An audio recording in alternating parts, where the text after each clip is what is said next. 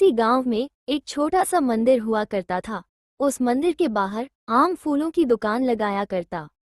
ले लो भैया, ले लो, फूल है मात्र 5 रुपए के। लीजिए भैया, लीजिए माताजी, कीमत है मात्र 5 रुपए। इस फूल को चढ़ाने से भगवान प्रसन्न हो जाएंगे। ऐसा बोलकर आम अपने फूल बेचा करता। एक फूल बेचने वाली नींबू आम के पास आई और आम से बोली, क्यों रे आम, फूल बेच रहे हो या फिर मजाक कर रहे हो? अभी तक तुम्हारे फूल नहीं बिके, मेरे तो सारे फूल बिक गए। क्या तुम्हारे सारे फूल बिक गए? हाँ, मेरे तो सारे फूल बिक गए। अब मुझे भूख लगी है, अब मैं चली खाना खाने। अब तुम अपने फूल बेचो। ऐसे नींबू आम को ताना मारते हुए कहती है, मार ले जितना ताना मारना है, तुम्हारी किस्मत बहुत ही अच्छी है।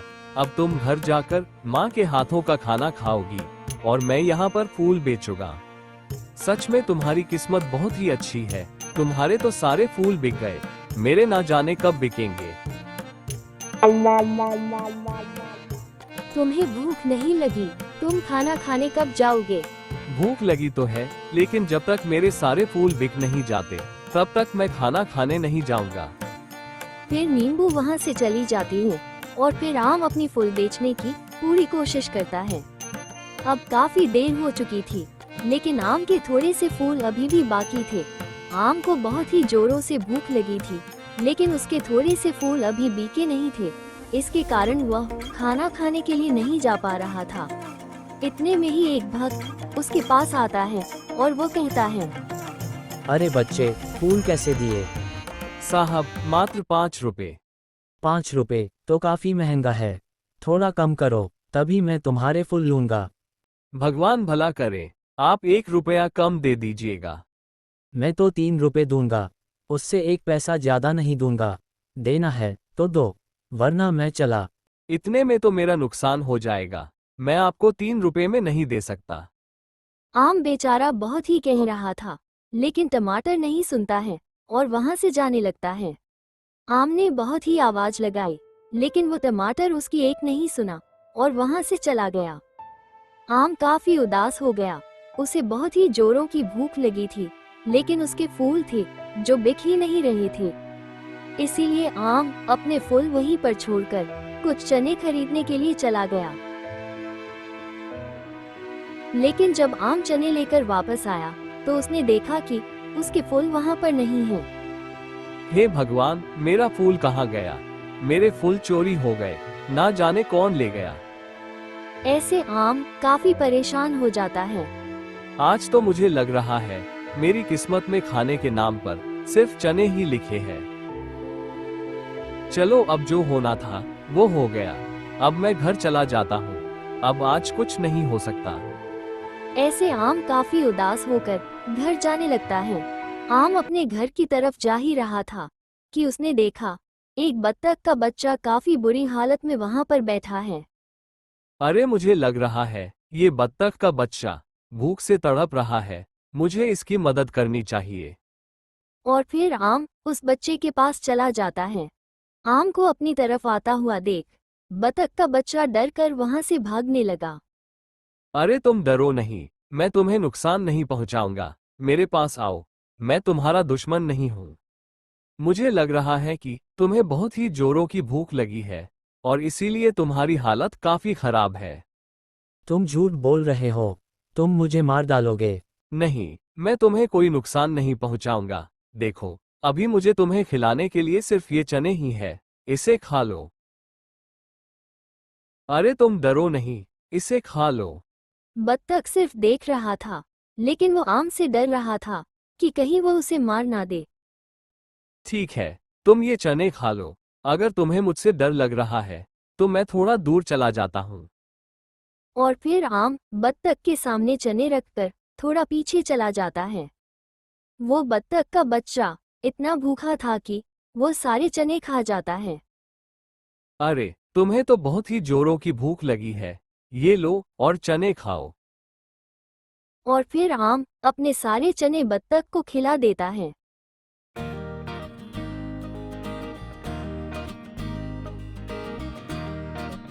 अरे तुम इतने छोटे से हो, तुम्हारे मम्मी पापा कहाँ पर है? मेरे मम्मी पापा को मछुआरों ने मार दिया। उन जालिमों ने बहुत ही बड़ा पाप किया है, उसे उसके कर्म की सजा जरूर मिलेगी। आप कितने अच्छे हो। आप खुद भूखे रहकर मुझे खिलाया, आपका बहुत बहुत धन्यवाद। देखो बच्चे, अब मुझे घर जाना है, लेकिन मैं तुम्हारे बारे में सोच रहा हूँ कि अब तुम्हारा क्या होगा। यहाँ पर तो तुम्हारे लिए बहुत ही खतरा है, तुम्हें कोई भी देखेगा तो तुम्हें मारकर खा जाएगा। हाँ, आप एकदम सही बोल रहे हो, लेकिन मैं क्या करूं? जिसे देखो सब मुझे मारने पर तुले हुए हैं। मुझे भी बहुत ही ज्यादा डर लग रहा है। तुम डरो नहीं, तुम चाहो तो मेरे साथ मेरे घर पर चल सकते हो। वैसे भी मेरे घर पर मेरे अलावा सिर्फ शेरू रहता है, अब से तुम भी रहोगे, बहुत ही मजा आएगा। ये शेरू कौन है?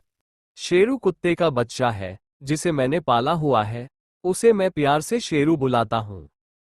शेरू भी बहुत ही प्यारा है, तुम चाहो तो उससे दोस्ती कर सकते हो।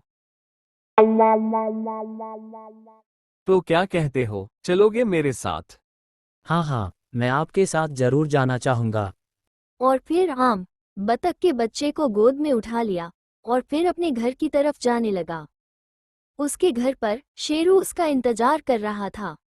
शेरू ये देखो, कौन आया है, अब ये भी हमारे साथ ही रहेंगे। आम जी, आपने तो मुझे बहुत सारे चने खिला दिए, आप तो भूखे ही रह गए। अरे कोई बात नहीं, ये तो चलता रहता है, इसी को तो जिंदगी कहते हैं। भगवान की कृपा से सब ठीक हो जाता है। शेरू ने भी तो कुछ नहीं खाया होगा। हाँ, मैं शेरू के लिए कुछ खाने का इंतजाम करता हूँ। आम ने घर में देखा तो खाने के लिए कुछ भी नहीं था। बतख खाली बर्तन के पास चला गया और अपनी चोंच से बर्तन को खींच लिया और चमत्कार हो गया। पूरी थाली सुंदर खाने से भर गई। आम जी आए और पेट भरकर खाना खाए। अरे बत्तख, ये तुमने क्या कर दिया, तुम तो बहुत ही बड़े जादूगर निकले। आपने मुझे खिलाया और सहारा दिया, तो मेरा भी तो कुछ फर्ज बनता है कि मैं आपके लिए कुछ करूं। अब आपको किसी भी चीज की कमी नहीं होगी। फिर आम और शेरू खाना खाने लगते हैं और फिर उस बत्तख ने अपनी चोंच से उस टूटे फूटे घर को छू लिया तो वो टूटा फूटा घर एक बहुत ही अच्छे घर में बदल गया। अरे बतख, तुमने तो हम सब की जिंदगी ही बदल दी। और फिर अगले दिन आम फूल बेचने के इरादे से घर से निकला तो बतख उसके सामने आ गया और बोला, अब आपको फूल लेकर सबके सामने मिन्नतें नहीं करनी पड़ेगी, और अब आपके फूल भी कोई नहीं चुरा पाएगा। अब भगवान की कृपा से धन की वर्षा होगी। अब तुम कौन सा जादू दिखाओगे? आपको फूल बहुत ही पसंद है ना? हाँ हाँ, मुझे फूल बहुत ही पसंद है, फूल तो भगवान को भी बहुत ही पसंद है। तो फिर चलिए मेरे साथ। और फिर बतख आम को लेकर अपने साथ जाने लगता है। बत्तख ने वही जमीन पर चोंच रख दी तो एक बहुत ही बड़ा चमत्कार हो गया। वो जगह एक सुंदर फूलों का गार्डन बन गया। ये देखते ही आम खुशी के मारे उछल पड़ा। तुमने तो बहुत ही बड़ा कमाल कर दिया, मुझे पता नहीं था कि तुम ये सब भी कर सकते हो। तुमने तो मुझे बैठे बिठाए मालामाल कर दिया, मुझे तो डर है कहीं मैं आलसी ना बन जाऊं। नहीं नहीं, आप तो बहुत ही मेहनती हो, आप आलसी बन ही नहीं सकते। अब इस बगीचे में हमेशा नए नए फूल आते रहेंगे। अब सभी लोग आपसे ही फूल खरीदेंगे। आपका फूल सबसे ज्यादा सुगंधी और फ्रेश होगा।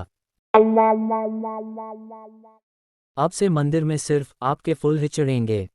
ये तो चमत्कार हो गया। आम का बगीचा हमेशा फूलों से भरा रहने लगा। अब आम की पूरी दुनिया बदल गई थी। लेकिन इन सब में कोई ऐसा भी था जिसे आम की तरक्की से ईर्ष्या हो रही थी। ये था फूलों का बहुत ही बड़ा व्यापारी तरबूज। आम के कारण तरबूज का धंधा पूरी तरीके से ठप हो चुका था। तरबूज कैसे भी करके आम का धंधा बंद करवाना चाहता था। यह आम कल का आदमी मुझसे पंगा ले रहा है। ये कल का आया हुआ मेरे से आगे निकल गया, इसे तो मैं छोड़ूंगा नहीं। दर दर भटकने वाला, जिसके पास खाने के पैसे नहीं थे, वह बहुत ही बड़ा व्यापारी बन गया। इसे तो सबक सिखाना ही होगा। मैं इसके सारे फूल नष्ट कर दूंगा। तरबूज ने एक योजना बनाकर बहुत ही जहरीला केमिकल खरीदा और आम के बगीचे में चला गया। ये सब शेरू ने देख लिया और वो भागता हुआ सीधा आम के पास चला गया और फिर उसे सारी बात बताई। और फिर तीनों ही बगीचे में पहुंच गए। शेरू, तुम तैयार हो जाओ। वह जैसे ही इस फूल में केमिकल डालेगा कि तुम उस पर झपट्टा मार लेना। आज तो इसकी खैर नहीं।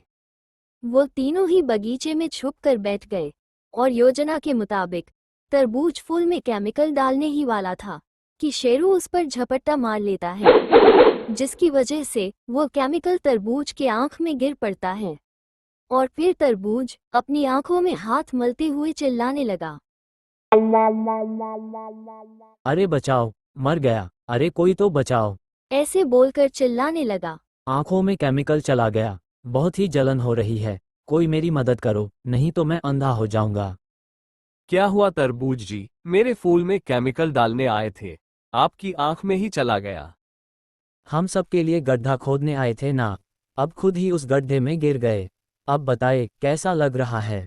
मुझे माफ कर दो, मुझे अंधा होने से बचा लो, मुझे माफ कर दो, आम मेरी मदद करो, नहीं तो मेरी दुनिया बर्बाद हो जाएगी। तुम तो मेरी दुनिया बर्बाद करने चले थे। हाँ, यह मेरी सबसे बड़ी गलती थी, जो मैंने ऐसा कदम उठाने के बारे में सोचा भी, जैसा किया वैसा पल पाया। किसी ने सच ही कहा है, जो दूसरों के लिए गड्ढा खोदता है वो उस गड्ढे में खुद ही गिरता है।